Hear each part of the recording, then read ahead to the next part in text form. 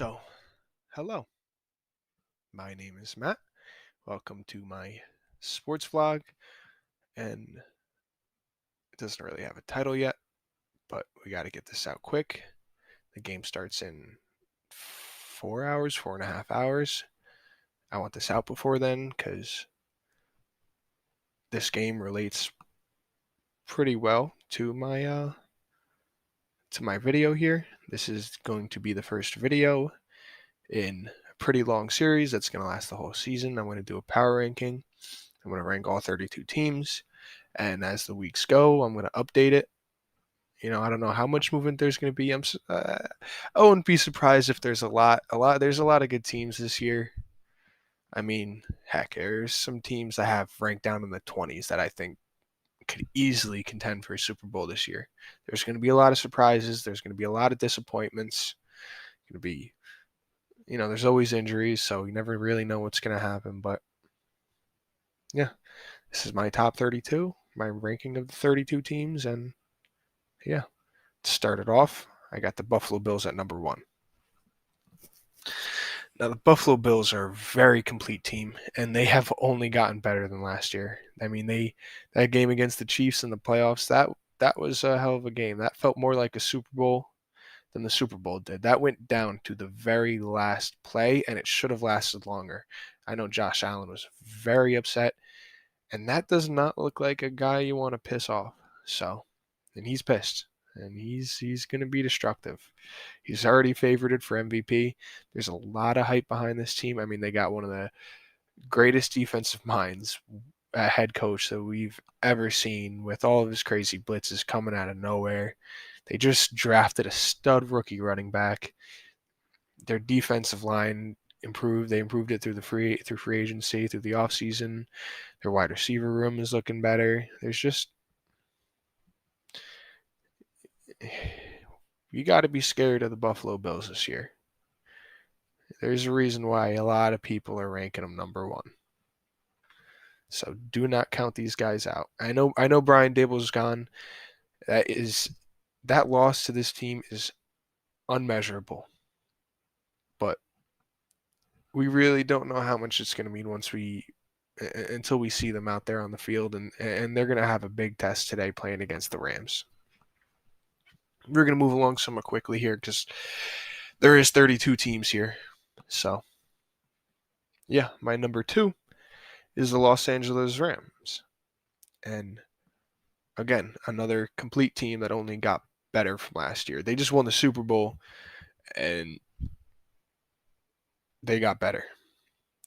I mean, it's going to take a lot for Cooper Kupp to repeat the season he did last year. The dude won the Triple Crown. He won Offensive Player of the Year. He won the Super Bowl. I mean, he had the most complete season a wide receiver has ever had. There's been other guys who have won all of these awards, but not all in the same season. That takes a lot, and he surprised all of us. He was always good. He was always there. He's always in a conversation, but he really took the mantle last year, and I would not be surprised if we saw a slight decline in his production this year. I mean, they signed Allen Robinson. Allen Robinson's a monster. He's had a great season since he was drafted, a great career since he was drafted, and he's going to have another good year this year.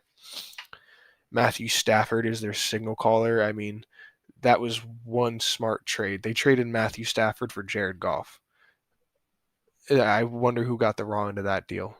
Not to count Jared Goff out. Dude's great quarterback. He's been to a Super Bowl. He's still young, got plenty of time at Detroit, but he's not Matthew Stafford. Matthew Stafford, poor guy, wasted a lot of his career down in Detroit. But you know what? All it took was 1 year with a competent team in the Rams, and he got it done. So now he's got something to say to all the haters. Aaron Donald is, in my opinion, the best player ever play the sport. I mean, the dude is just a wrecking ball. He gets double teamed every single play, and he leads the league by a long shot when it comes down to QB pressures. you can't stop him. There's nothing you could do to stop him. And he doesn't even have like a prototypical body for the position. Dude's 6 feet tall, probably the strongest player in the entire league. And there's just no stopping him. The entire defense is basically built around him and his pressure he gets out of the nose tackle position. And that's not even the only thing he plays. They move him around on that defensive line. He is the guy on that defense. And not only that, they added Bobby Wagner. Finally, Bobby Wagner got out of Seattle. I mean, heck, he was loyal to that team. They went to 2 Super Bowls, won one of them. The other one they lost was a heartbreaker, and he stayed loyal. Finally, he's out playing on a very good team, and I believe in him. I believe in this team, and I think they're going to be back. They right now they're my favorite to go back to the Super Bowl. I don't know about win it, but I don't know. I think it's going to be an NFC team. AFC is just too stacked. That AFC playoffs is going to be a war zone, man. It's going to be hard to come out of the AFC with some energy when it comes down to the Super Bowl. And I think the Rams they're going to be waiting. They are going to be waiting. They lost a few pieces this offseason, but whoever they lost was replaced by somebody just as good or better. So, yeah, watch out for the Rams. If I'm an NFC team, I'm scared of them. So, yeah. My number 3 team this year might surprise some people. I know a lot of other writers have them a lot lower, but I don't know, man. You got to be careful with these guys. I got the Denver Broncos. Denver Broncos at number 3. I mean, hey, they already had a stellar roster. There's a reason why they were Tom Brady's one of Tom Brady's top destinations when he was leaving the Pats. They're still good. Their roster got better. They signed Randy Gregory. And Randy Gregory is an important piece when you're talking about the AFC West, because the AFC in general, there's just so many good quarterbacks in the AFC now. You need somebody who can bring some pressure off the edge. And you can't ignore the Russell Wilson trade. I mean, Russell Wilson's been one of the best quarterbacks in the league since he came in the league, and had very early success with Seattle, and things kind of slowed down pretty quickly. So, wasted a lot of years there. But in 2012 fashion, the Broncos traded for one of the best quarterbacks, aging quarterbacks in the league. And I think they're going to do it again. I think this trade is going to look a lot like that the Manning trade from all those years ago. This team is just, they're dominant, man. They addressed all of their needs, every single last one of them. They haven't had a quarterback since Peyton Manning, and now they have one, and he's one hell of a quarterback. He's going to be going toe-to-toe with all those AFC West guys, Justin Herbert, Pat Mahomes.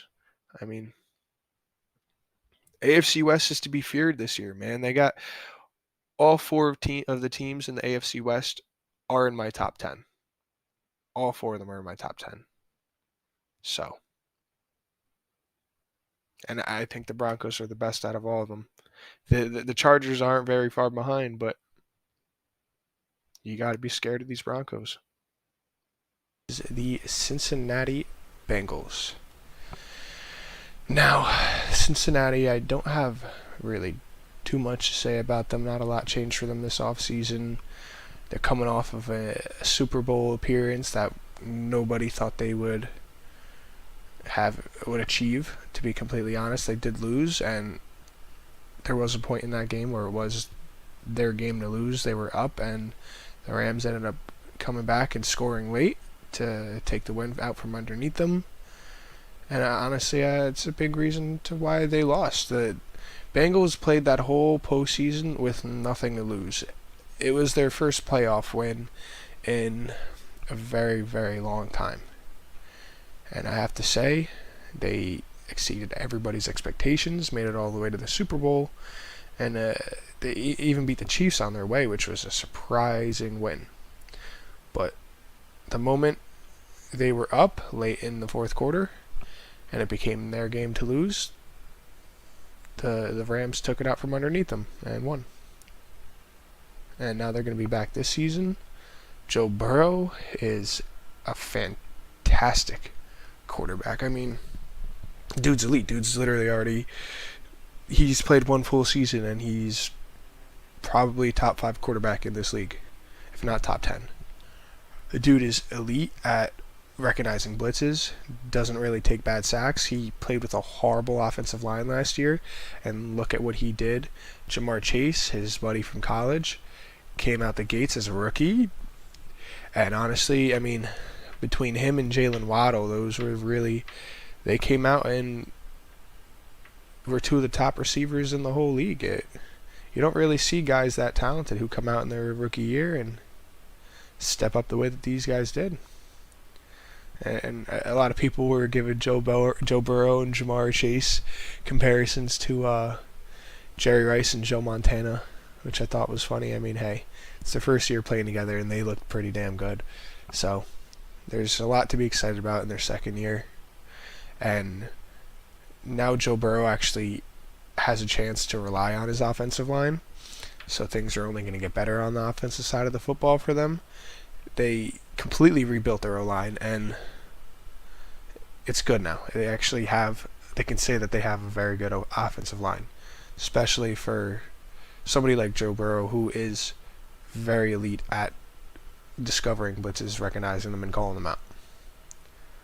So I'm very excited for Bengals fans this year and the offense they're going to get to see out on the field. I do have to say, though, that's kind of where their offseason cut off. They didn't do a whole lot more than improve their offensive line. Their defense last year wasn't perfect throughout the regular season.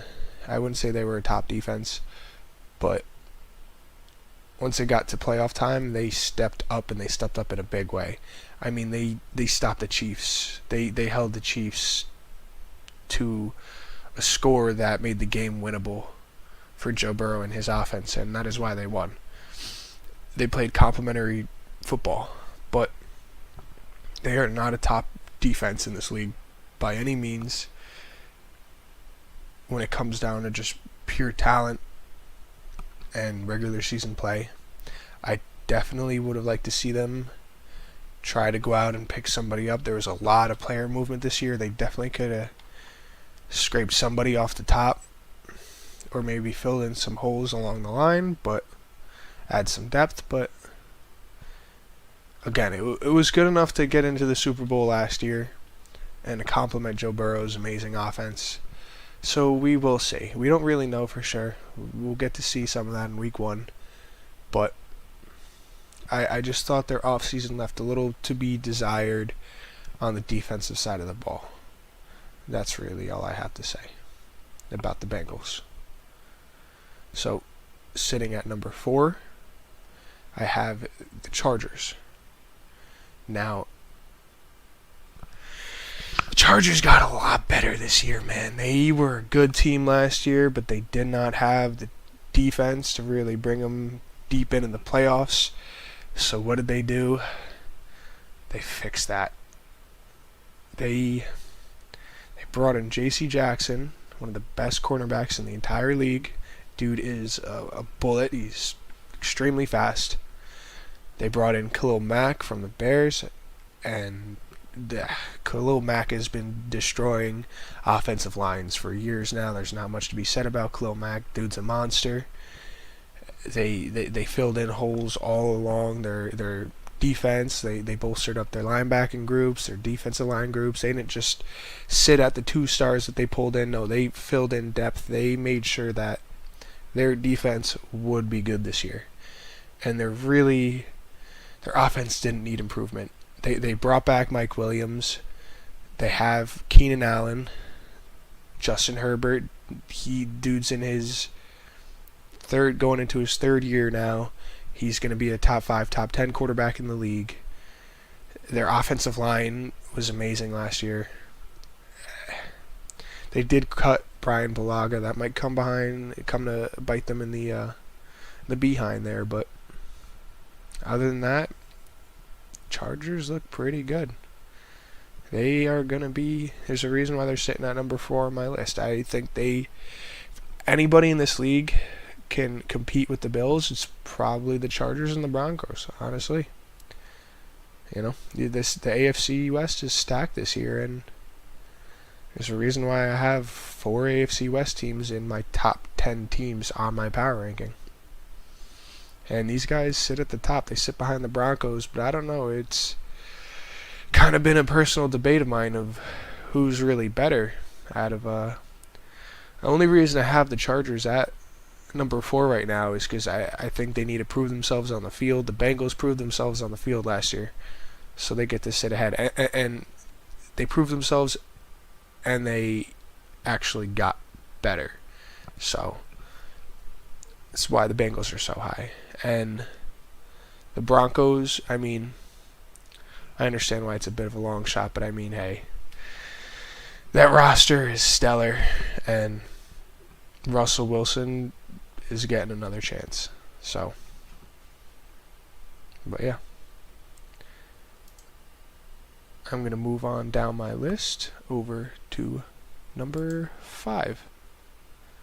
And sitting at number 5 is now my first NFC team on this list so far, since the Rams have moved down to number 6, which is surprising, a little disappointing. Really hoping to see some competition in the Super Bowl this year, so I hope some team steps up from the NFC to challenge whoever ends up winning the AFC championship. The AFC championship might really be the real Super Bowl this year, but we'll see what happens. So yeah, I got the Bucs at number 6. Now the Bucs, their biggest achievement this offseason was being able to bring Tom Brady back. Bringing Tom Brady back, they get another year to run it back. Last year was a disappointment, but hopefully they don't get an early round exit again. They traded for Shaq Mason. They lost a couple pieces on their O-line, so bringing in Shaq Mason was a very good move. He's a very good offensive lineman. They are honestly they're one full season removed from winning the Super Bowl against a stacked Kansas City Chiefs team. So we don't really know why last season was so disappointing. I mean, maybe Tom Brady's game is taking a step back. The dude is 45 now. Tom Brady is 45 years old. Still one of the best quarterbacks in the whole league. But he might be taking a bit of a step back. But they are still the Bucs, you know. They do have one of the best offensive lines in football. They got Mike Evans and Chris Godwin in one of the best wide receiver duos in football. You know, they've always had a running game, an effective running game. Leonard Fournette is a great running back. It was amazing in college. He's getting it done in the NFL. Him playing along Tom Brady is a very complimentary duo there. You know, they've had a top-tier defense for the past few years, even back when Jameis Winston was there. Defense hasn't gotten any worse. You know, they had a solid draft this year. Re-signed all their core pieces. A lot of big re-signings last year, this offseason, and I just gotta say they're coming back. They're running it back, and hopefully this season their postseason goes better than it does, because they are still an NFC juggernaut. They might have cooled off late in the season last year, and that's probably what hurt them going into the playoffs. And we have seen Tom Brady's led teams do that before, but we really don't know what went on with them last year, and I believe in them. They're going to be a good team, and I just hope that somebody comes up out of the NFC to challenge whoever wins the AFC. But yeah, so we got 1 through 6. We're going to move forward. We're going to move on to number 7, which is my third AFC West team in the top 10. I'm very excited to see this team play. It is the Las Vegas Raiders. And yeah, they made it through a lot of turbulence last year. They had a lot of off the field trouble, a lot of things that didn't have to do with the game of football messing up their season. They probably would have made it deeper into the postseason if it wasn't for everything that happened, but they still made the playoffs. Derek Carr led that team. He was the guy, and they looked pretty good, and they had an amazing offseason this year, and they've gotten a lot better since last year. So that has moved them up to number 7 for me. And yeah, so let's get into it. They had, like I said, they had a fantastic offseason. They hired Josh McDaniels from the New England Patriots. Great mind at head coach, and I am very excited to see him get a second shot at it. I know the first one didn't work out too well, but come on. It's Josh McDaniels. He's from the Belichick tree. Not every coach has worked out. Head coach has worked from the Belichick tree. But, you know, I believe in this guy. I believe in his second chance. I think it's going to work out really well with this roster that he has. He came to a great roster. And there's not really much more to be said about him. You know, we're going to see how well he does as the season progresses. The Raiders made a massive league-shifting trade this offseason when they traded for wide receiver Davante Adams from the Packers. And I gotta say, a lot of people consider Davante Adams the best receiver in the league. If not, he's most certainly top 3, top 5. I would say for me, he's probably in my top 3. He's a great weapon to add to Derek Carr's arsenal. They played together in college, and they're going to play together on the field in the NFL on a great roster. Their offense is going to be a lot better. They filled in a lot of holes along the down the entire line, filled in some depth. They're just a much better team than they were last year. They picked up a big defensive end and go alongside Max Crosby. They're going to have a good D-line. They brought in defensive coordinator Patrick Graham. I think he's going to be fantastic with them. They got cornerback Rocky Sin, who is a fantastic cornerback, and I don't know, on both sides of the football, the Raiders look pretty good enough to be number 7th, and somehow number 3 in my AFC West rankings. So, yeah, it's the Raiders. There's not much else to be said. I really hope that they, after all the turbulence they had last year, things go a little bit more smoothly this year. Hopefully they don't have any injuries, because if they don't, they're looking at a deep playoff run. They are going to be very good in a very stacked AFC.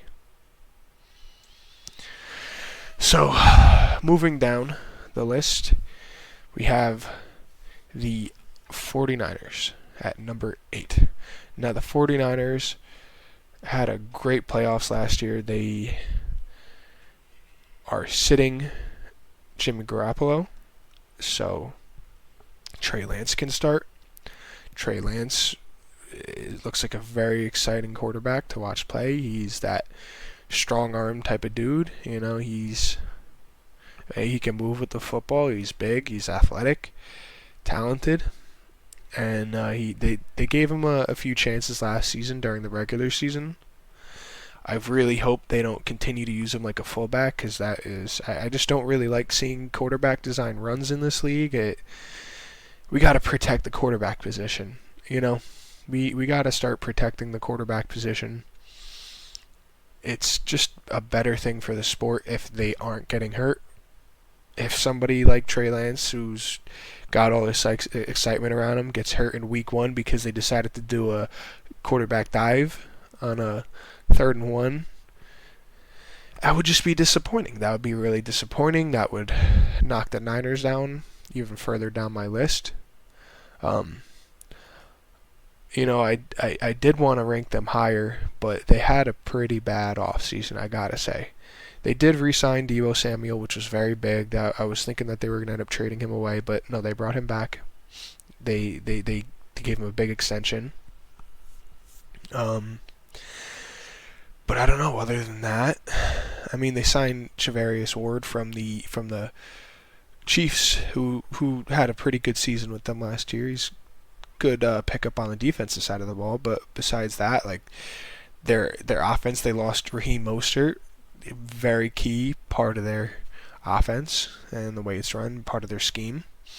And they lost 3 offensive linemen over the offseason. Alex Mack retired. Laken Tomlinson left in free agency. There's 2 very, very big names, very core pieces to that offensive line. So I wish they could have done more to keep that core together. I didn't really see them do a lot to replace those guys, which is not an exciting thing to hear when you have to acknowledge that this is going to be Trey Lance's first real year starting as a quarterback. You want to help the guy as much as you can, and seeing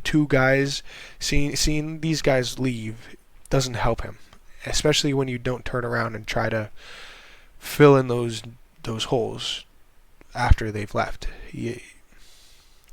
You just don't like to see that, and I know they're going to use Trey Lance as a fullback on some plays. They did it last year. The dude's big. He's got good legs under him, and he's young, so he's got a lot of time ahead of him. But you don't want to promote injury trouble as a possibility. I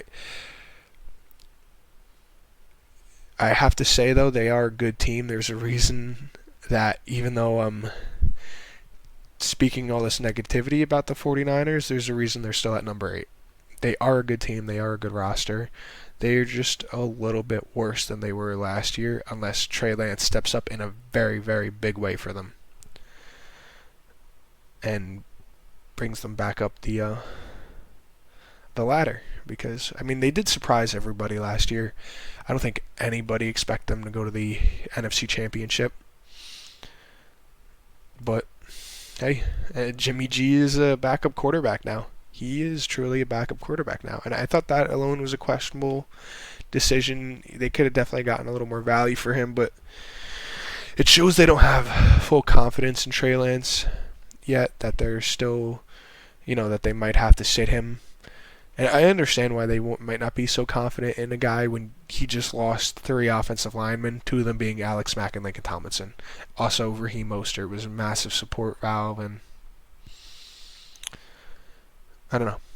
I do like this team, though. I do like them, and I wish the best for them. And like I said earlier, I hope we see some competition out of the NFC, because right now it doesn't look like there's much. They're top heavy, but I don't know. So yeah, that concludes the 49ers at number 8. So at number 9, I have the Kansas City Chiefs. Now the Kansas City Chiefs are a funny one. Every year I somehow count these guys out, and they surprise me. I'm ranking them at number 9 now, and they always just turn around. And last year they started out 2-4, and they ended up being one of the best teams in the whole league. And they played in a very good game against the Buffalo Bills, where they won. It was a very controversial end that actually led to the league changing its rules on how overtime works. Not really sure if I liked the change, if it was the exact change I wanted to see, but nonetheless, it was a good enough game to change it. So, I mean, they're the same team. I don't know if they're the same team. They got a lot worse this offseason. They got a lot younger and cheaper, and they have a lot more upside going into the future, because Patrick Mahomes has a lot of years left in his career, and they don't want to look like the Seahawks after 2015. They don't want to just continuously get worse while they watch their Super Bowl team slowly leave piece by piece. No, they got younger, they got cheaper. They did pick up a couple pieces, but they lost a lot of their core defense, and their core defense was their core players on their defense were a bunch of veterans, older players that, if they would have signed them into the future, those contracts probably would have just turned to weigh them down. So it was a wise decision. It was wise to do somewhat of a pseudo rebuild, and it was a smart choice. Tyreek Hill is getting up there in age. So is Melvin Ingram. So is Tyrann Mathieu. So letting those guys go, it's not the biggest thing in the world. They might not be a Super Bowl contender this year, but again, they also might shock the crap out of everybody. Patrick Mahomes is still there. Travis Kelce is still there. Travis Kelce is 33, but he's still there. He's probably going to retire a Chief. They still have Eric Bieniemy, and that is a surprising one. I did not think he would still be an offensive coordinator coming into this season, but it just seems like every team is dropping the ball on him, and once somebody gives him a chance, they're going to be happy, because Eric Bieniemy, the dude has created one of the best offensive schemes. I get he has the support of Patrick Mahomes, Travis Kelce, and once Tyreek Hill, but back-to-back Super Bowls, you can't do that without Super Bowl appearances. You can't do that with a crappy offensive coordinator. The dude he's got a reputation now, and he deserves a head coaching job. So they're very fortunate to still have him. They did replace Tyrann Mathieu with Justin Reed. He's a player that I personally love. He's just a monster at the safety position. He's got the prototypical body, and he's going to be a player to stick with them going into the future. He's going to be a pivotal piece to this defense, to this rebuild. I don't want to call it a full-on rebuild, because they still have a lot of their players, a lot of their core, but they did give up a lot of the older guys who are going to be asking for some money this year. And that's really all I have to say about the Chiefs. They got worse, but they tend to surprise. They very much tend to surprise. So I have them sitting at number 9 right now. And moving down the list, I have the Packers. The Packers are worse than they were last year, straight up. They are worse than they were last year. They lost Davante Adams. They were able to retain that defense. It was a very big contract year. They had a lot of players coming on contracts. They were able to retain the bulk of that defense, but they did let Corey Linsley walk, which is a big offensive lineman, and that's a pretty big deal when you're also considering the fact that you're losing Davante Adams. Davante Adams was pretty much their entire wide receiver room. Like, they have other talent in there. They do have talented guys in there, but those guys have not proven themselves. They have not picked up part of the target share that people thought they would. Alan Lazard, I think he's going to step up in a big way this year for this team, but their wide receiver room is looking a little shaky. They did pick up a few rookie wide receivers in the draft, so applaud to them on that one. I didn't think I'd ever see them draft a wide receiver in my lifetime. They finally did. That makes this draft class probably the best one for the Packers in quite some time. They were able to bring Aaron Rodgers back. They were able to retain him, sign him to a 4-year contract. There's not much to be said about Rodgers. He's one of the greatest quarterbacks of all time. He makes it look easy out there. Crap. I don't know if you've ever tried to throw a football, especially in NFL-sized football, but it's not easy, and he makes it look like brushing your teeth. I really can't see the offense struggling too much without Adams. It just means that he's going to have to share the rock around a little bit more, and I really do hope these wide receivers are able to get him some space and catch the dots that he's going to be throwing good footballs. It's just whether or not his receivers are going to be open enough, and they're going to be open. He's going to be throwing to the open guy or the guy that's the most open, but I don't know. I'm hopeful for this team. I'm hopeful for their young wide receivers and all the talent they have in that wide receiver room. Hopefully we see somebody step up. Hopefully we see everybody step up. But it's going to be a different year for Rodgers. He's going to be sharing the rock a lot more versus, in the past where he's just dumping the ball off to Adams every play. It is a big year for them. They had a disappointing exit in the playoffs last year. Now that they're on paper a worse team than they were last year, I don't really know if they're going to do any better. I keep saying that I'm hoping somebody rises out of the NFC to really prove themselves as a top dog in the league this year. But I don't know. Their defense is still going to be, top tier. Their offense is still going to be led by Aaron Rodgers. Let's just hope these guys can put it together and have a deep playoff run, So yeah, that caps off number 10. The Packers. So at number 11, I have the Baltimore Ravens. The Baltimore Ravens are a team I feel very bad for.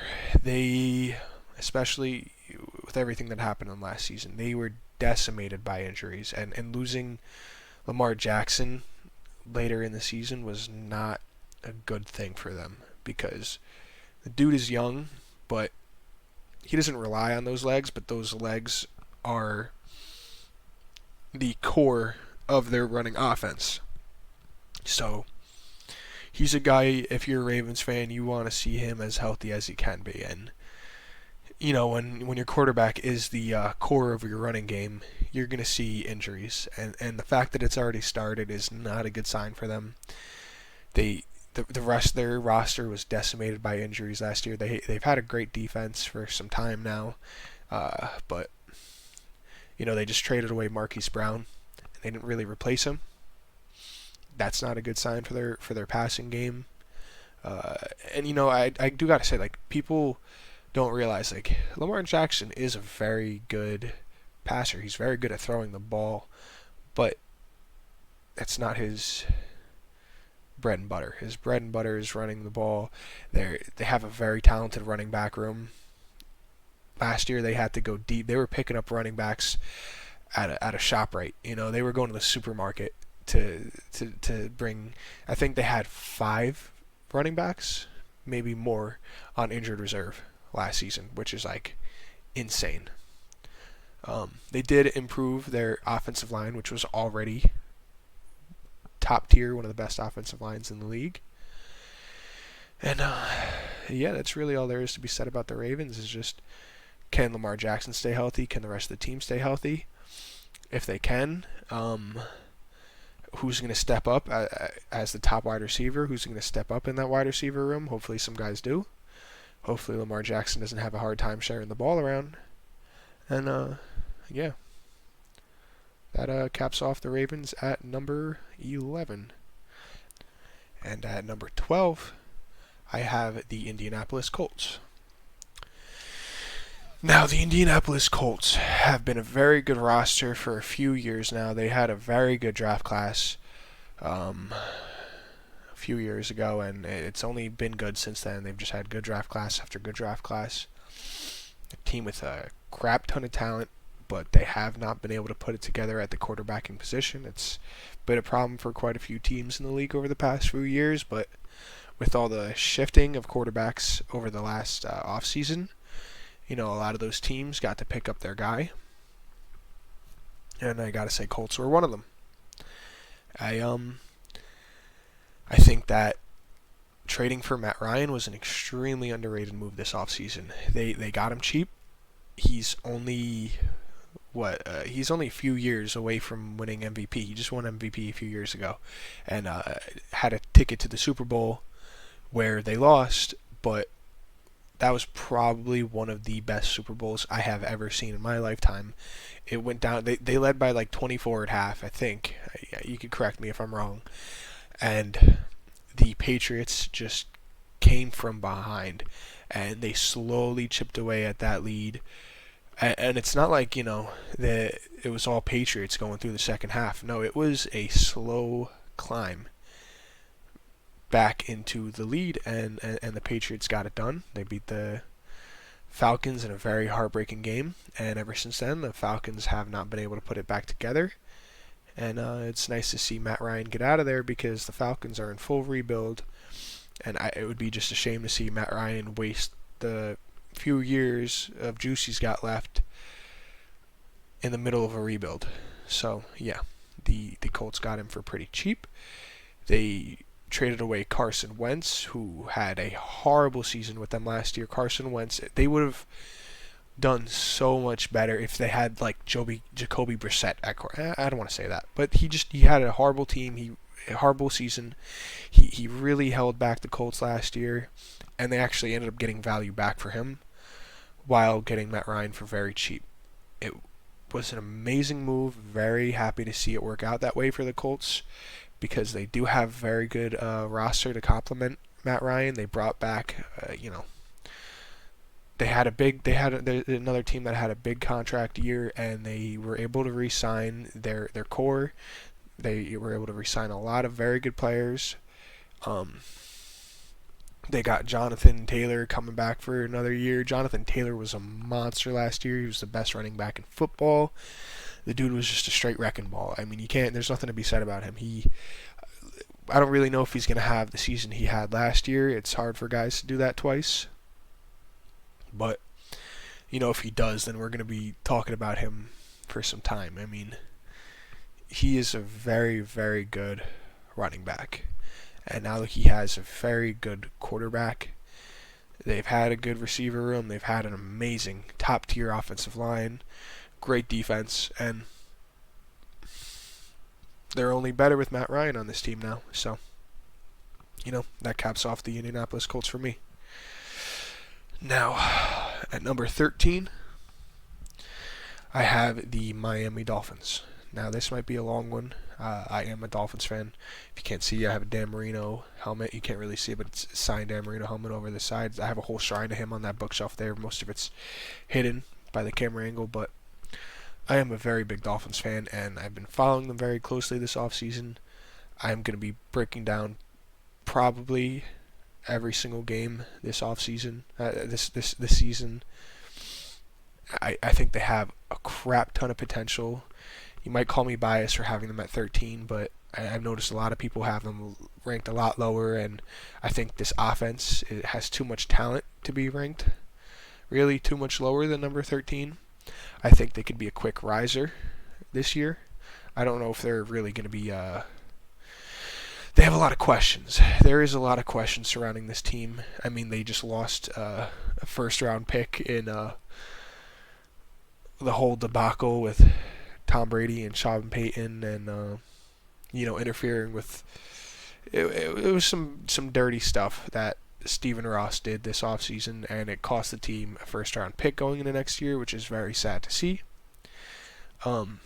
They're coming off one of the weirdest seasons I have ever seen in football. They started the year 1-7, and then they went on a 7-game winning streak, where their defense flipped from being probably the worst defense in the league to a top 4 defense in the league through that time period.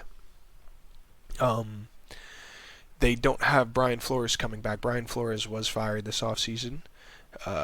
This is a move I questioned at first, but I do stand behind it, because in Brian Flores' 3 years with the Dolphins, he was never able to put an offense together. He was never able to stand behind any of his coaching hires on the offensive side of the ball. I do believe that he is one of the brightest minds on the defensive end of the football. I was sad to see him go back to the position he started with at linebacking coach. I would like to see him get a defensive coordinating coach someday, defensive coordinating position someday, because he deserves it. He is that good. He is that smart when it comes to that side of the football. But the Dolphins learned that he is not a head coach. He cannot handle both sides of the football. He cannot hire the right guys for the offensive side of the football. Through his tenure, we had one of the worst offensive lines that has ever seen an NFL field, especially last year. We had a historically bad offensive line. Um, but and there was a whole bunch of off the field stuff that happened with them, and I'm gonna stick away from that topic. But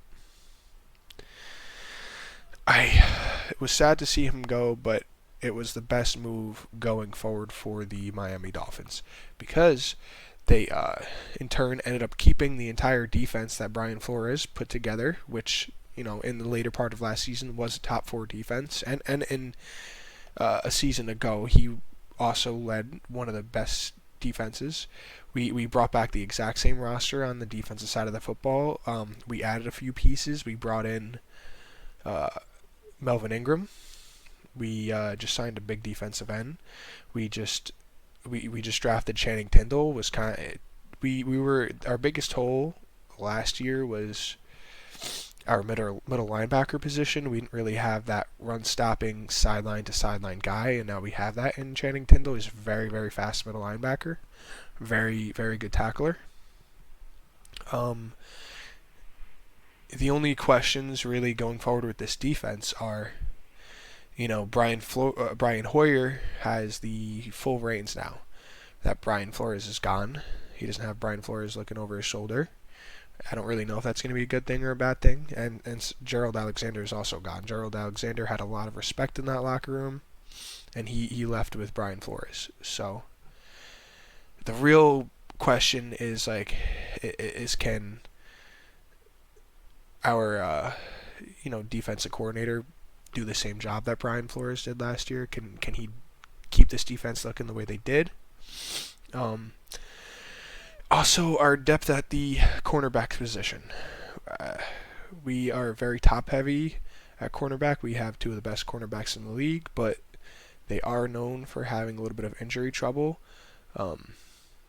Byron Jones is out for the first 4 games of the season. Nick Needham's probably going to be the guy stepping up, taking his position. And after that, we have Noah Igbenogany, and I do not like Noah Igbenogany as a player. He was drafted pretty high, and he's kind of been a bit of a bust since then. He didn't have a good training camp. He didn't have a good preseason. And I'm not very happy to see that he's going to be taking a big role in this team this year. I don't really know how we could fix that. Maybe through a mid-season trade, we could try to bring in a little more depth. But other than that, we're going to have to be sticking it out with the cornerbacks we have. Those are the biggest questions on the defensive side of the ball. On the offensive side of the ball, we brought in Tyreek Hill. We hired Mike McDaniel, who Mike McDaniel did a wonderful job with hiring coaches. Absolutely wonderful job hiring coaches on the offensive side of the ball. Like I said, we brought in Tyreek Hill to go alongside Jalen Waddle. It's going to be a very, very fast wide receiving duo. We brought back Mike Gesicki at tight end. He is one of the better tight ends in the entire league. We rebuilt our offensive line, which was much, much needed. And there are some questions about Connor Williams at center and bad snaps. I could see that becoming a problem. But to be completely honest, Tua really has no excuses this year. He has no more excuses. If this year does not work out well for Tua, this is a stacked quarterbacking class. It would have been nice to have 2 first-rounders going into this draft class, but we still have 1.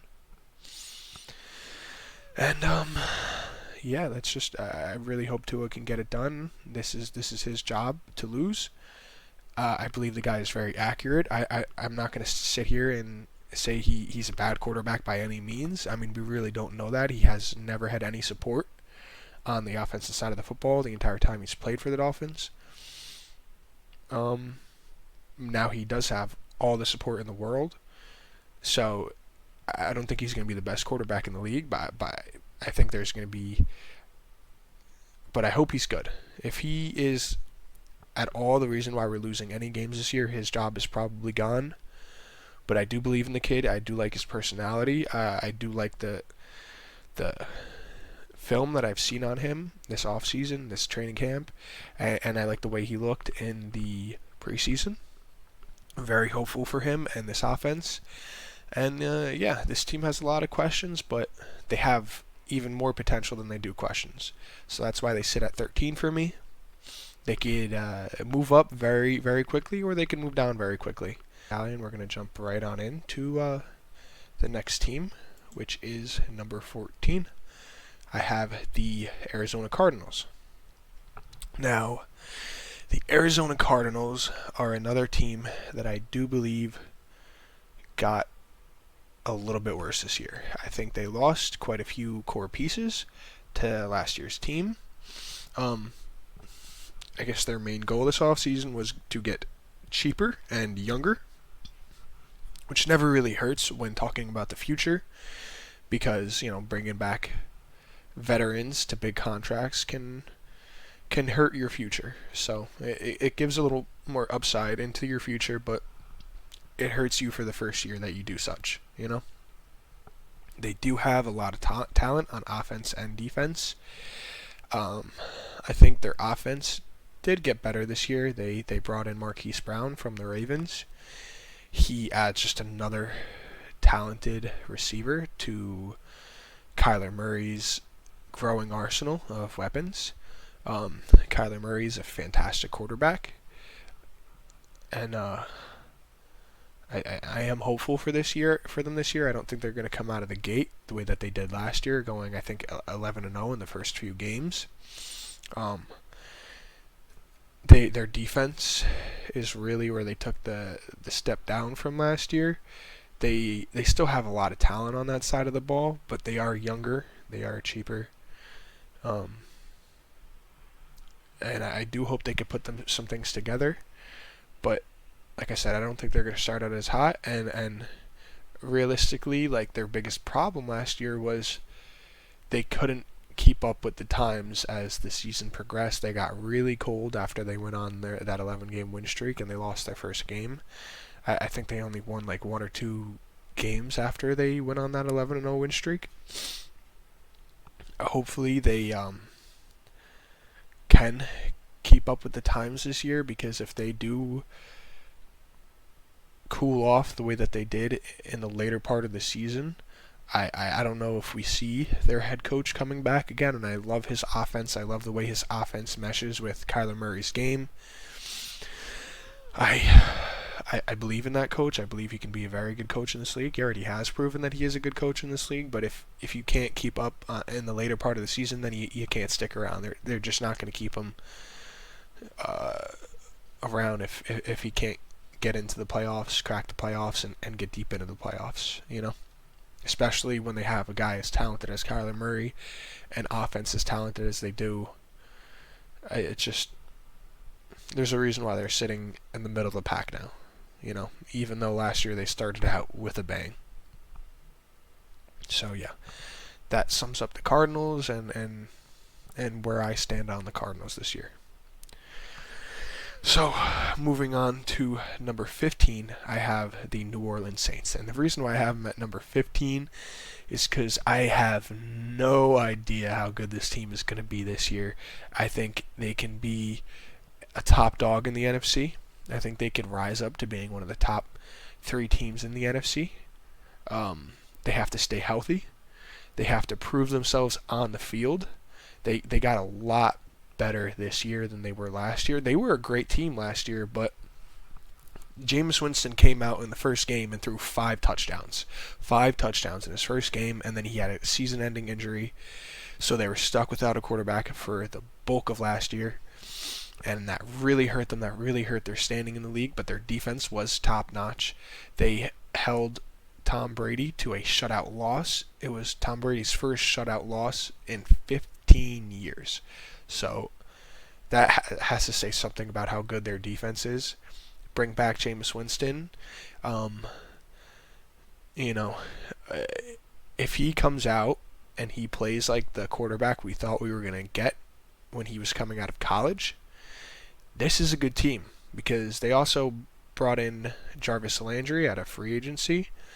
They drafted Chris Olave, who's a very talented young receiver.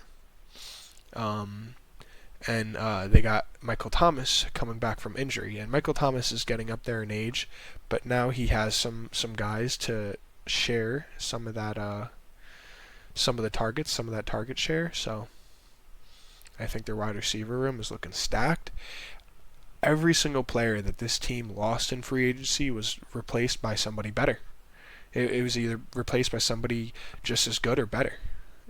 They're looking like they're going to be a juggernaut. They did lose Sean Payton. Sean Payton did retire, which is a big loss for them, because before Sean Payton came to this team, they were stuck in ambiguity. They were a nobody. They were, seen as another Jacksonville Jaguars or Cleveland Browns. They were bottom of the barrel, and he came in and he turned this franchise into a winning franchise. And they really did not have. I think they had a very few amount of losing seasons under Sean Payton. No more than a handful. He was there for 20-something years, and it's just a shame to see him go, but he did prepare his coaching staff for the day that he would retire. He did have, somebody lined up to step up and take over the head coaching position once he left. There's a reason why instead of hiring out for a head coach, they ended up giving one of their coordinators a promotion, and it's because they knew this day would eventually happen, and he had his successors lined up for him. So I don't believe that Sean Payton, no matter how big it is of a loss, I don't think it's going to hurt them too much when it comes down to on the field play. I see these guys moving up my ranks very, very quickly if they do prove themselves on the field, which I do predict them to do. I think they're going to be a very good team this year, and I do believe that they can crack that top 3 in the NFC, and I'm really hoping somebody does, as I keep repeating, because the AFC is looking stacked, and I think the Saints are stacked. So, yeah, I am very hopeful for the New Orleans Saints this year. So yeah, I have them sitting at number 15. Moving on to number 16, I have the Dallas Cowboys. And the fact that the Dallas Cowboys are sitting at number 16 goes to show how good the competition is in the NFL this year. Every team got competitive this year. Everyone moved their pieces around where they need to. There's only a handful of teams that are really in a true rebuild right now. And the Cowboys falling to 16 are a casualty of that, because they are still the same team. They're pretty much just as good as they were last year. They are missing Cooper. They're missing some of their key pieces on the offensive side of the ball. Dak Prescott is finally a full year after that massive season-ending injury. So I think this is going to be a big year for Dak Prescott. He's going to have to step up a lot. Zeke is 27. He's in the pinnacle of his prime, so I think Dak and Zeke are going to have to rely on each other a lot. CeeDee Lamb is lined up for a massive breakout season without Cooper in the building anymore. He is kind of the star. Albert Wilson leaving is also pretty big. I think Michael Gallup is a very, very good receiver. He's going to be their number 2. But I don't see him being, I don't see them being the same duo that Cooper and Lamb were. I think Lamb is going to be massive for this team this year, and he's going to have to step up. These 3 guys, Dak, Zeke, and Lamb, are going to have to step up to see this offense put things together. They are missing La'el Collins. La'el Collins is a big loss. Them losing Connor Williams hurts a lot. The offensive line is an integral part of an offense. In my opinion, besides quarterback, it's the most important position group. Some people argue wide receiver, but losing La'el Collins hurts a lot. Losing Amari Cooper hurts a lot. But I do believe in this team. It's why they slid down a little bit to 16. I think if you're not moving up in the rankings, you're falling down. So yeah, their defense was a statistical anomaly last year, and I do think that they got better. Signing Randy Gregory was a great addition to their defensive line. Um, do I think they're going to be statistically as insane as they were last year? No, I don't think so. I did pick them up in fantasy and hope that they will be, but I do not think they're going to get 26 interceptions as a team again. It's just hard to do that twice in a row. It's not a common thing you see. And but I do think their defense is on paper better than it was last year, and they did retain their offense and defensive coordinator, which was a very good sign coming into this year. But as long as that offense can step up and cover their losses, I think this is going to be a good team, and I see them rising up the rankings. So at number 17, I have the Tennessee Titans. Now, the Tennessee Titans were number 1 last year in the AFC. So dropping down to number 17 means a lot happened, you know.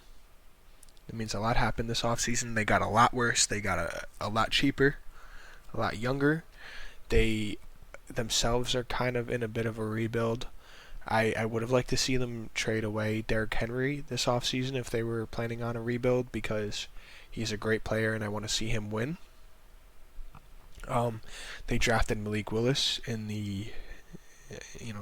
the offseason. Malik Willis is a very, very talented quarterback, but he's very unrefined. So I guess they kept Henry and Tannehill to try to win some games while they rebuild, which isn't a horrible idea. You know, it's not really, the NFL draft isn't about how high your draft picks are. It's about how many you have in those early rounds.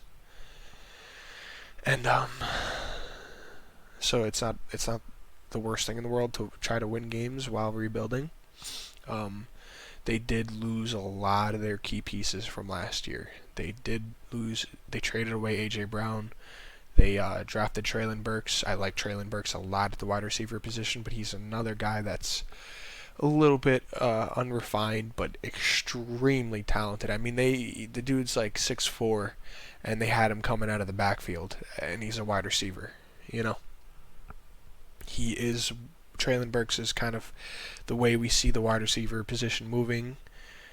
You know, the wide receiver running back is becoming kind of the line is starting to fade between wide receiver and running back positions, and we're seeing that, and Treylon Burks is going to be a massive part of that transition because he is that type of player. And Malik Willis, he can get the job done with his legs. He is insane when rolling out of the pocket, but his presence inside of the pocket leaves a lot to be desired, where Ryan Tannehill is best inside the pocket. So we're hoping that he can help Malik Willis out when it comes to that side. Hopefully he's taking him under his wing. But yeah, other than that, they Titans just got worse. They got younger. They got cheaper, and they're looking towards the future here. So I'm gonna move on from them at number 17 to the Patriots at number 18. Patriots are a weird team. It's still Bill Belichick's team. Bill Belichick does the magic that Bill Belichick does. They're in their third year of their rebuild without Tom Brady. Mac Jones coming off of a very solid rookie year. I do hope for their sake. We are the Dolphin. I'm a Dolphins fan, and Patriots are our rival. But for the Patriots' sake, I hope that Belichick starts to trust Mac Jones a little more. They had one game where, I understand it was insane amount of win, but there was one game they won last year against the Bills where I think Mac Jones he attempted 3 passes the whole game. And that was a big pivotal point in his rookie season. That's actually where we saw him drop off a little bit, because your head coach isn't showing a lot of confidence in you when he only lets you throw 3 passes in an entire game. That hurts. They did lose J.C. Jackson. They let J.C. Jackson walk, which is huge. I thought it was unwise. I think they traded him away.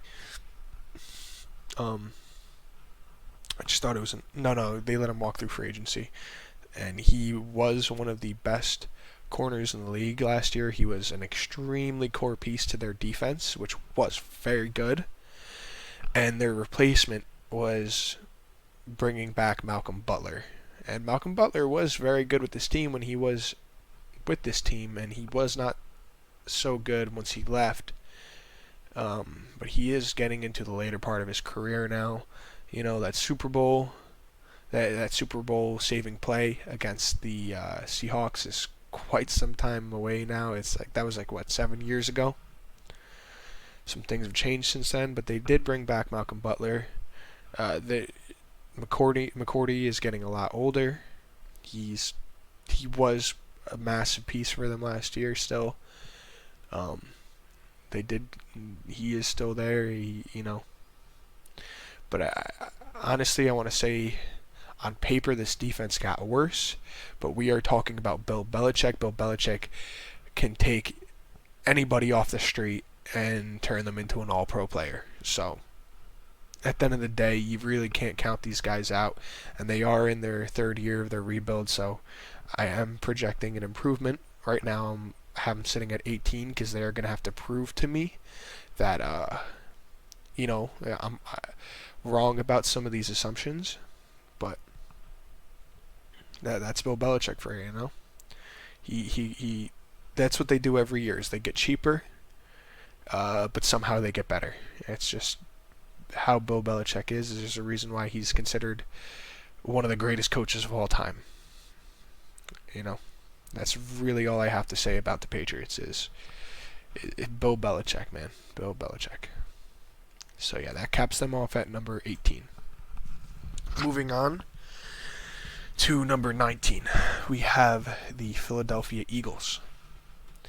And the Eagles kind of were questioning their quarterback position. They were questioning Jalen Hurts. They're still questioning Jalen Hurts, but not as much.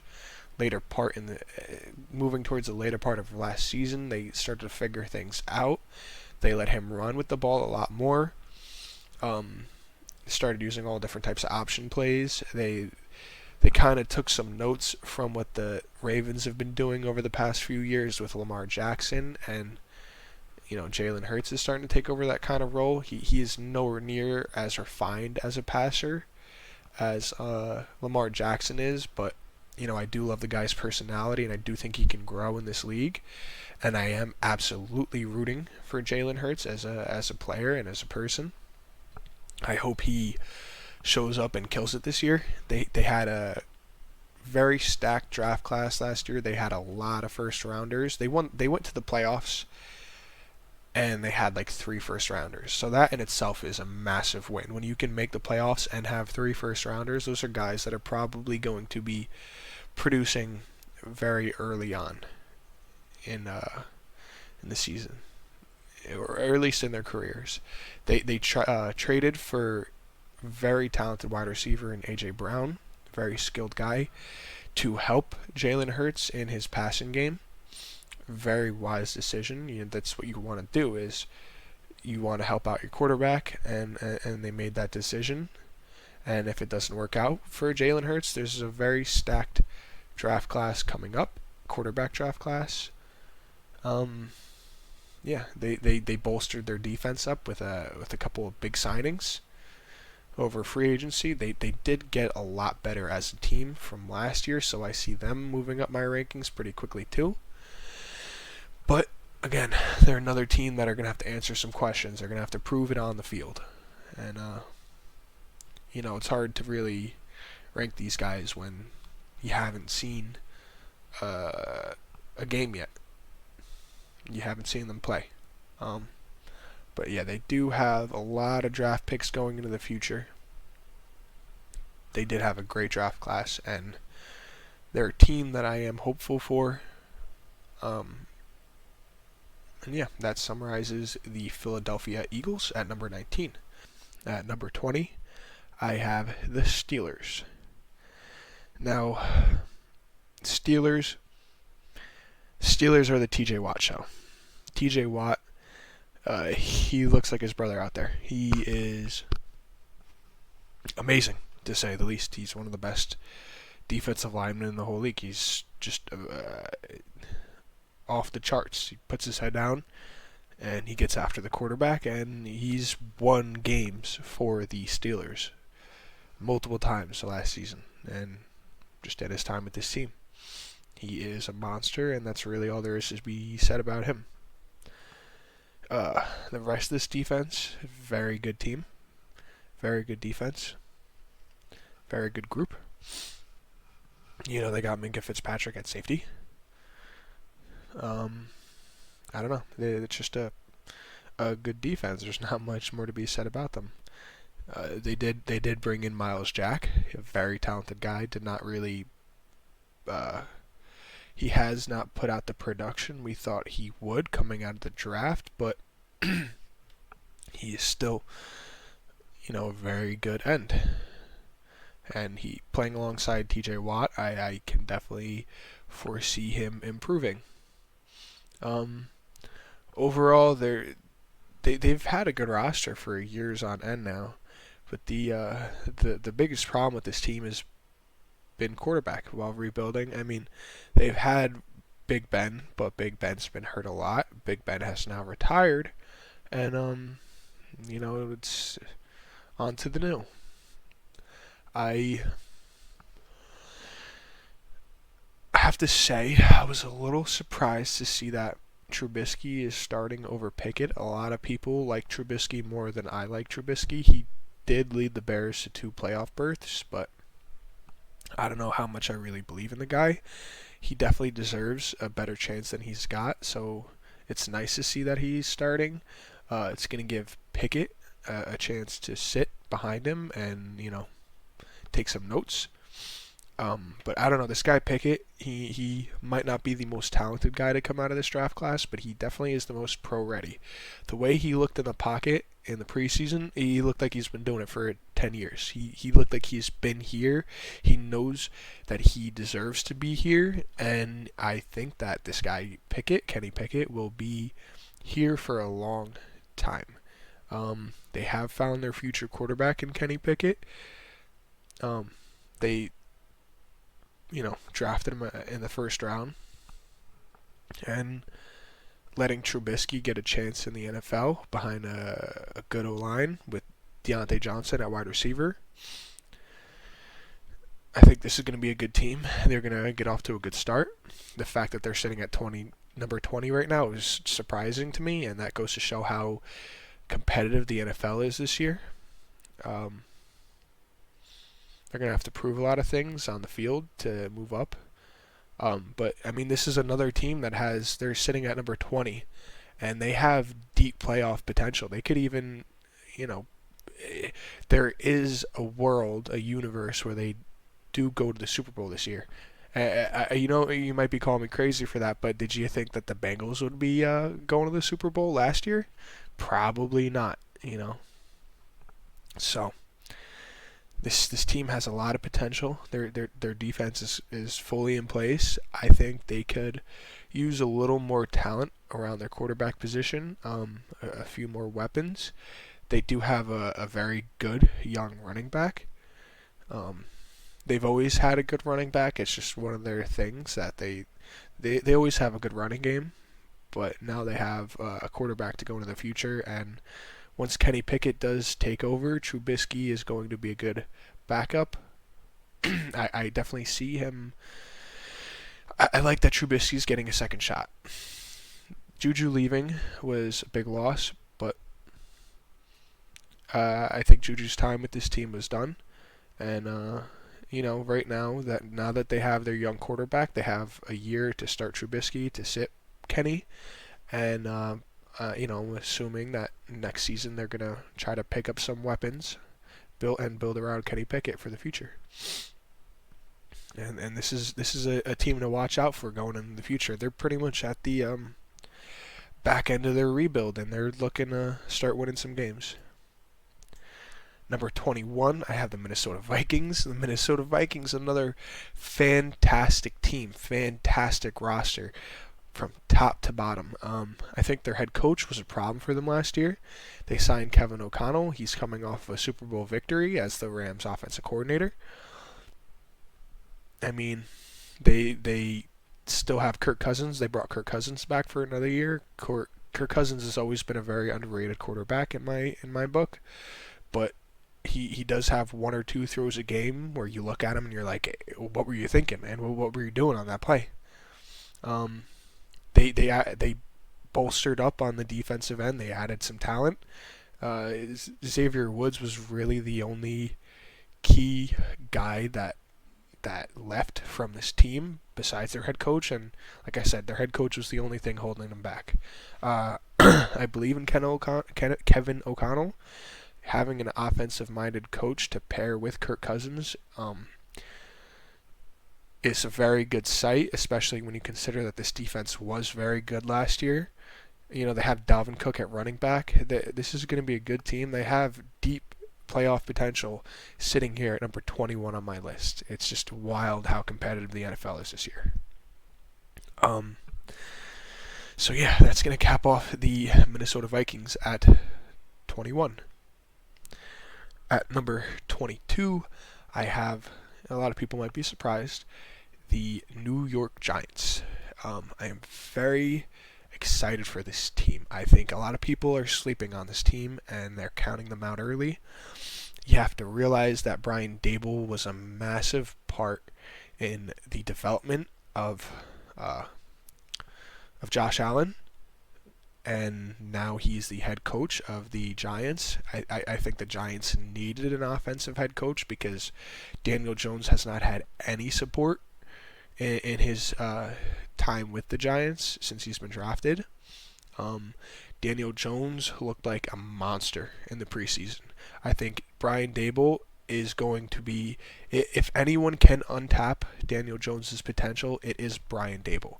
And I definitely foresee that happening. I see him having an amazing breakout season this year. And even if that doesn't happen, the Giants are, they're loaded on draft picks, and this is a loaded quarterback class, so they're probably going to replace him if he can't get it done, and the next kid will probably be the guy. So, I would like to see them build up more at offensive line. Going into the future, adding more weapons around Daniel Jones. Saquon Barkley, this is going to be his, he's 1 year completely removed from a massive injury, season-ending injury. He was out a few games last year, but this is his first full year back. So this is kind of his last shot. The dude was taken with I think the second overall pick his rookie year. There was good reason for that. The guy is a generational talent, or was a generational talent coming out of college. I think the injury definitely has limited his potential, his overall potential, but this is the year where he needs to prove himself because they're paying him a lot of money, and he did have the talent coming out of college. So this offense has a lot of potential to be deadly this year. But the fact that Saquon Barkley was taken second overall and has spent a lot of his career injured on the sidelines is the reason why we see so much decline in value. It's a major reason why we see so much decline in value at the running back position. On top of that, the Giants did have a stellar draft class this year. They picked up a good offensive lineman in free agency. And I don't know, they just look good. Their defense was very underrated last year. And they have a lot of pieces coming together. They made every single move that they needed to make this offseason. They made all of the right moves. And things are looking up for the Giants after years of turmoil. I think they're lined up for a good one, and they have a lot of potential to climb. At number 23, I have the Carolina Panthers. The Carolina Panthers are another team that has had a great roster over the past few years, but they've just seriously struggled to find any type of resolution at the quarterback position. And I think they have finally found it this year. Last year they started out 3-1, I think it was 3-0, 3-1. They had a lot of hype behind them. They had a lot of hype behind Sam Darnold. Everyone thought Sam Darnold was going to be the guy, and they just fizzed out very fast. It just didn't work out. Christian McCaffrey was hurt, and they just fell apart pretty quickly. This offseason, they traded for Baker Mayfield, which I thought was a very underrated addition. A lot of people have begun to count Baker Mayfield out. A lot of people say he doesn't have the arm strength of a top-tier NFL quarterback. And I don't know if Baker Mayfield will ever be, a top 10 quarterback in the league, but the guy is good. He played the entire season last year with a shoulder injury, and I don't know if you've ever thrown a football before, but throwing a football with a shoulder injury is not very easy. So obviously that took a lot out of his throwing power. He wasn't able to, separate his shoulders the way he normally should be. But now he's back. He's had time to recover, and he's playing his first game this season against his old team, the Browns, and we know he's a bit of a hothead, so he's had that game marked on his calendar, and he's ready to make a statement for sure. They got Christian McCaffrey back. He's healthy. It's very exciting to see for them. I'm honestly hoping that they move him to wide receiver. I don't think they're going to do that, but to add a little more length at the end of his career, backside of his career, it would be very nice to see them move him to wide receiver. He's very talented, very skilled. He would be amazing at that position. He's already really big at catching the ball out of the backfield anyway, so it would just nice to be seeing them preserving his legs a little bit by moving him over to wide receiver. They honestly got a lot better this year through free agency. They didn't really lose a lot of talent. Whoever they lost was replaced by somebody just as good or better. They drafted quarterback Matt Corral kind of as like an insurance piece in case Baker Mayfield doesn't work out. And also, if Baker Mayfield is good but not great, he becomes like a Jimmy Garoppolo.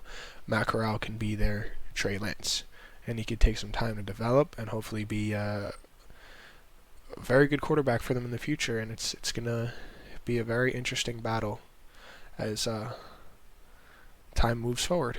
So very hopeful for the Panthers this year. They're another team that looks really good. And they're at 20. They're sitting here at 23, but they could jump up this list pretty quickly. They have a lot of potential. So, moving forward down onto number 24, I have the Detroit Lions. Now, the Detroit Lions did finish the season last year with one of the worst records out of the entire NFL.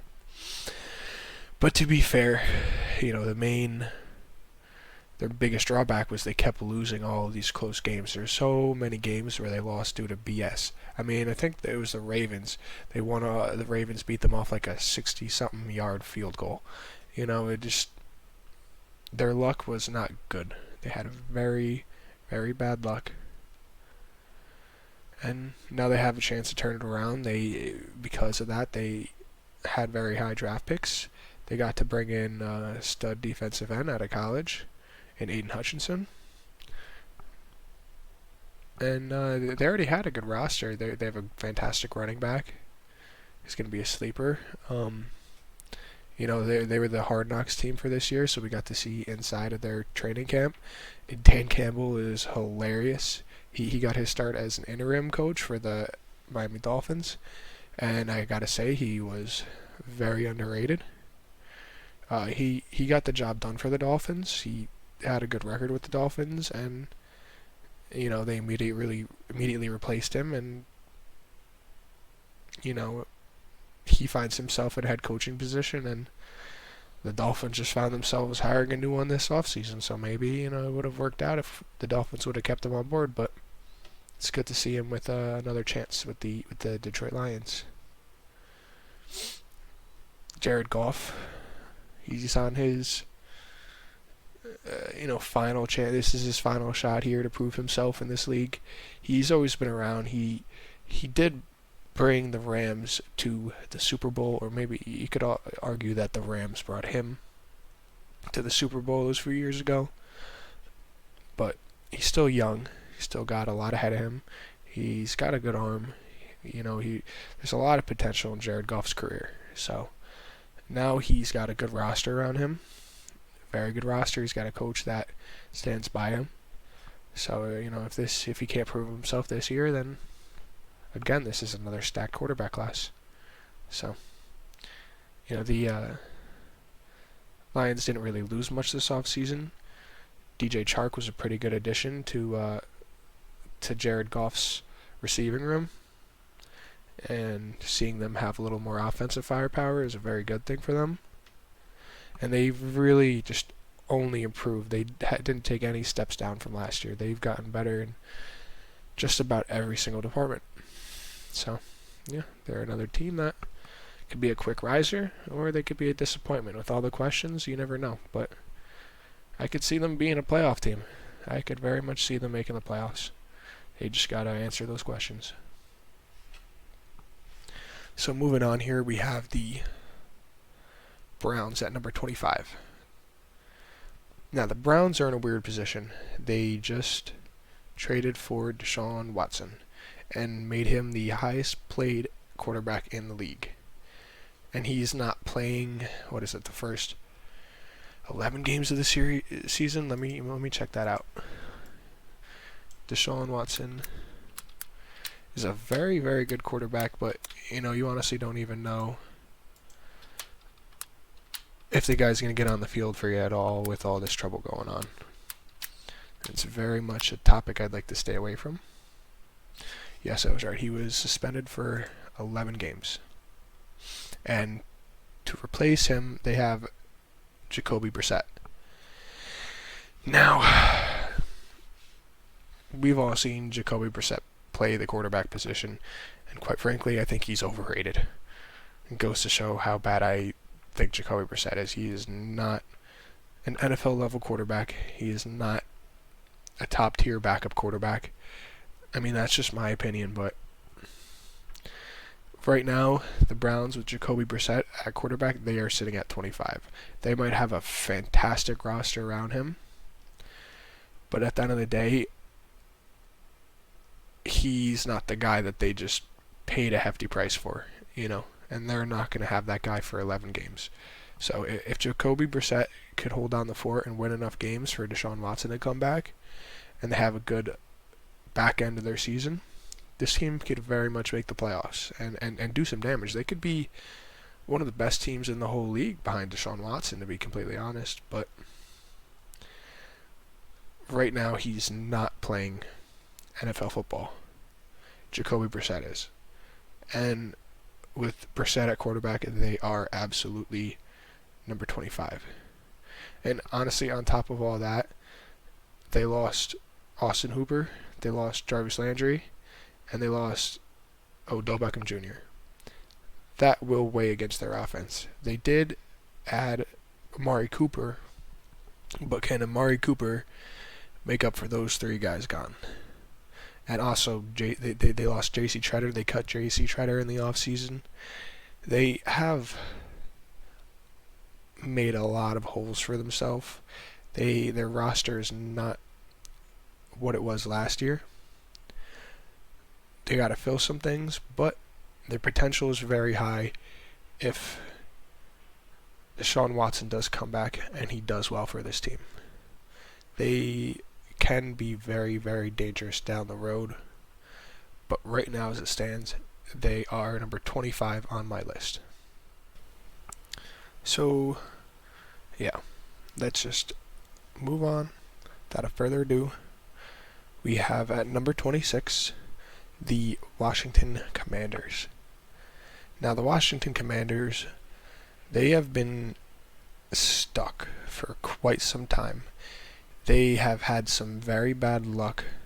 Every single break that they've had has just turn around and bit them in the behind. Nothing has really worked out for them through pretty much my entire lifetime of watching football. Entire 22 years I've been watching this sport. I mean, like, they had RG3 and Kirk Cousins was his backup, and somehow that didn't work out for them, which was a shame. RG3 was a monster coming out of college, had a fantastic rookie year, got injured, came back, got injured again, came back, and by then he was not the same RG3 that had come out of college in a blazing ball of fire, you know? They've had terrible quarterbacking luck. They've had a few guys step up, do the job well, get injured, fall off the next year, you know? I honestly, Ryan Fitzpatrick might be the best quarterback they've had over this time period. Carson Wentz is their next shot at this position. I mean, they might as well just draft somebody, for Christ's sake. I mean, they've had the draft picks to do so, but there's a stacked quarterback class coming in this year, so you never really know with these guys. Hopefully they decide to take somebody. If Carson Wentz doesn't work out, Carson Wentz could always work out. Last year could have just been a fluke season for him, and it could work out really well. They got him for really cheap, and he ends up turning this team around this year. But they really aren't a bad team. They're not a bad roster. They've always been there. They just haven't had a quarterback. They haven't been able to get any production out of that position. And when you can't get any production out of your quarterback, what are you going to do? You know, it's just a major bottleneck for your offense.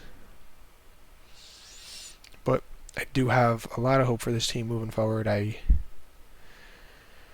really hope the football gods land in their favor for once in my lifetime.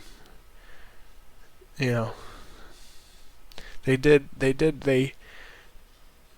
their O-line got better than last year. Their O-line,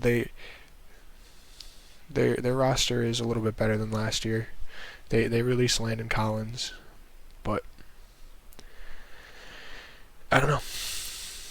For their sake, hopefully the football gods decide to finally give them a shot. That's really all there is to be said about them. And then moving down to number 27, I have the Jacksonville Jaguars.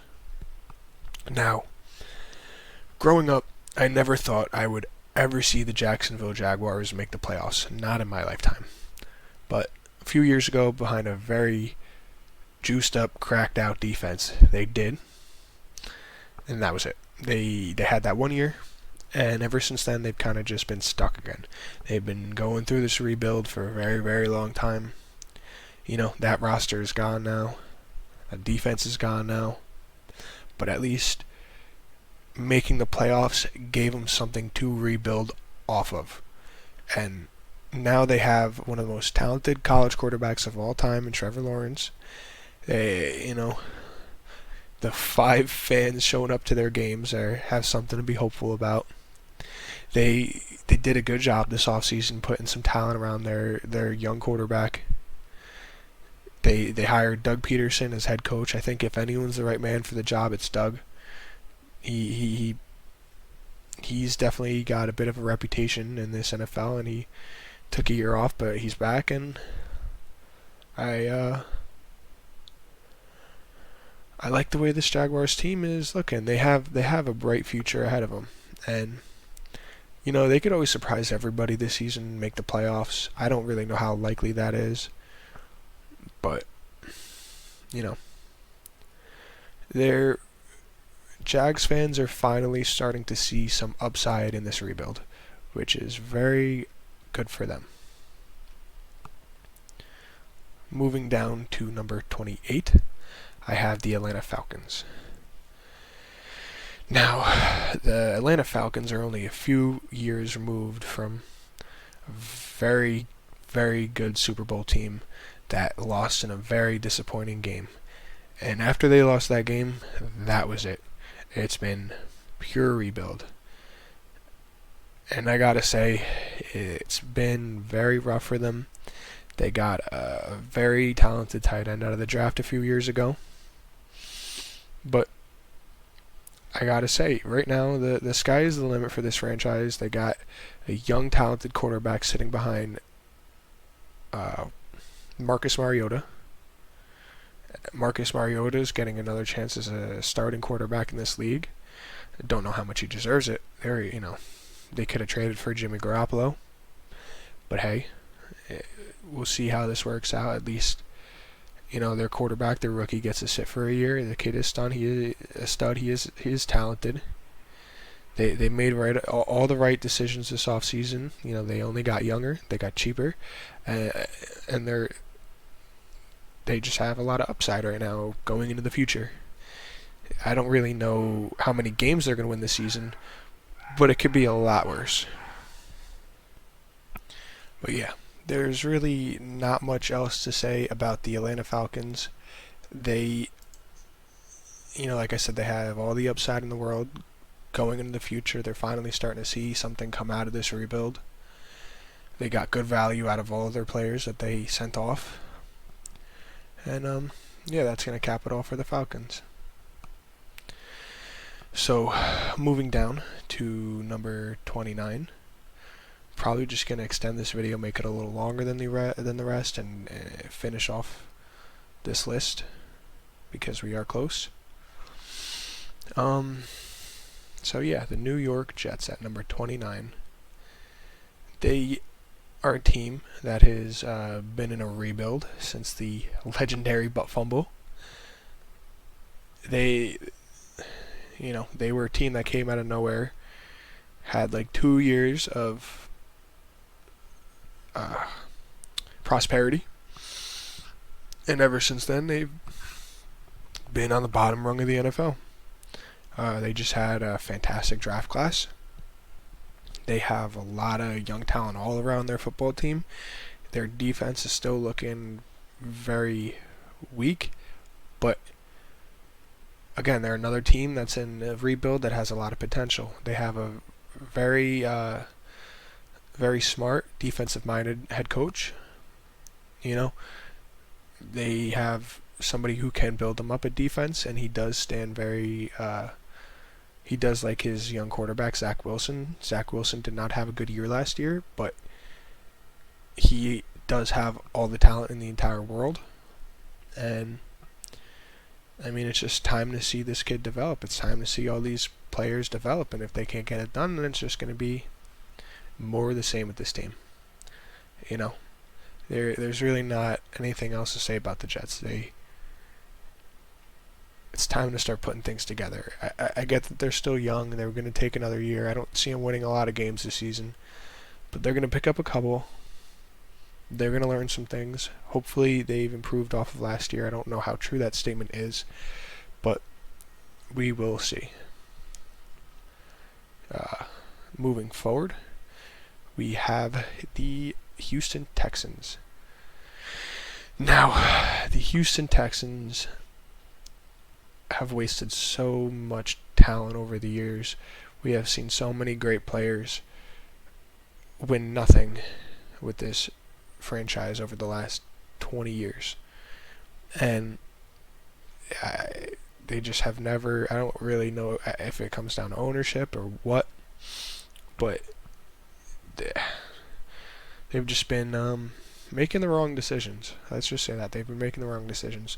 Last offseason, when they were in the coaching cycle, nobody wanted to work with them. And somebody decided, hey, I'll give the Texans a shot. And he actually put together an identity inside of the Houston Texans organization. So the way that they responded was by firing him. Now, if you want to piss off the football gods, that's how you do it. You spit in the one guy's face who turned around and actually gave you a little bit of light. And now they have this young quarterback, Davis Mills, who was a third-round draft pick last offseason. And he did very well in the games that he played. He has a lot of potential. He's got a strong arm. And I got to say, he Getting a quarterback as good as him out of the third round is quite the break. You know, like I said, I would have really liked to see him stick with the head coach they had last season. I guess they fired him thinking they would get somebody better, and they didn't.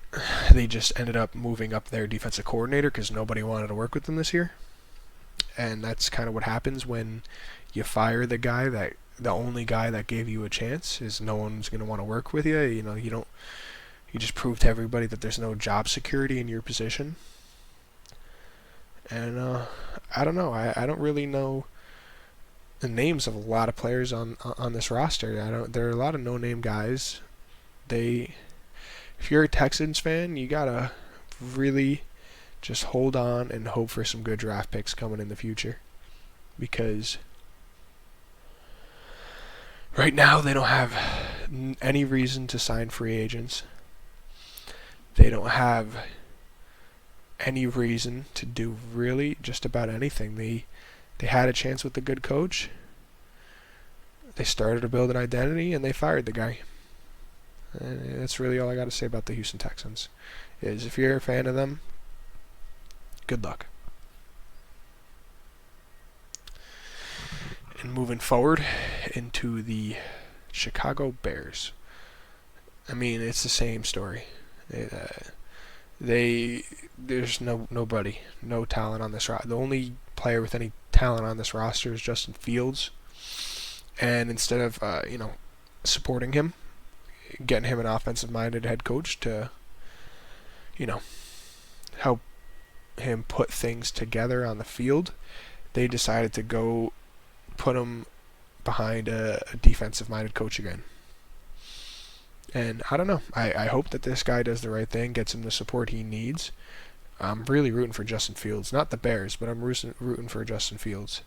But to be completely honest, we're probably going to see more of the same with the Bears. We've seen since Jay Cutler left, where they draft a young quarterback with a lot of potential and ruin his career by not getting him any help, ruining his name, ruining his reputation. Everybody starts calling that kid a bust, and they just cut him and draft a new one. It's just a wheel that keeps on turning with the Bears. And I don't know, I think the issue at this point with them just comes down to maybe ownership. They just make bad decisions constantly. They get a good defense, they ruin it. They just ruin every good thing that comes for them. So if you're a Bears fan, hope for a scandal that gets your owner kicked out of the league. That's your best luck right now of any type of improvement. Moving forward, we have the Seattle Seahawks sitting here at number 32. And to be honest, I don't know what happened to these guys after their Super Bowl loss in 2015. I mean, it was a close game. They were a good team. Honestly, I just think it was a combination of a few factors. Their coach came in the league with all these ideas. He revolutionized the game. He revolutionized defense. He went to 2 Super Bowls. And after that, I just think everyone figured out what he was doing. And the game evolved past him. They kind of picked up on it and adapted. And he didn't. And, after that, players got injured. Their over time, their roster was just depleted. None of the good players were ever replaced.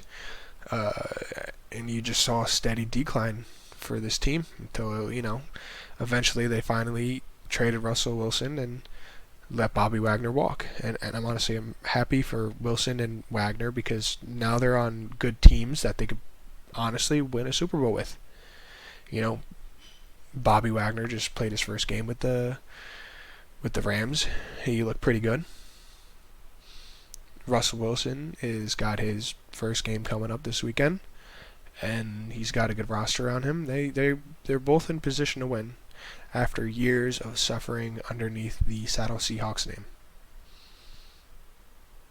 And that's really it. I think it's time they just wipe the slate off and start over. They Their quarterback, their coach was once praised as being one of the best in the league, and now everybody has nothing but complaints about him. He's just outdated. There's not a single talented player on the roster, and Geno Smith is gonna see time on the field in the NFL this season. So, very sorry, Seahawks fans, but your team is sitting down at the bottom of the list at number 32. And that's it. So, that's my power ranking tier list. How did your team do? Did they land where you wanted them to? Go ahead, leave what you're thinking down in the comments. If you hated it, if you got something a disagreement with me, go ahead. We could talk about it. If there's anything, if you do like where your team landed, go ahead and let me know. And yeah, thank you guys for coming by, and have a good one.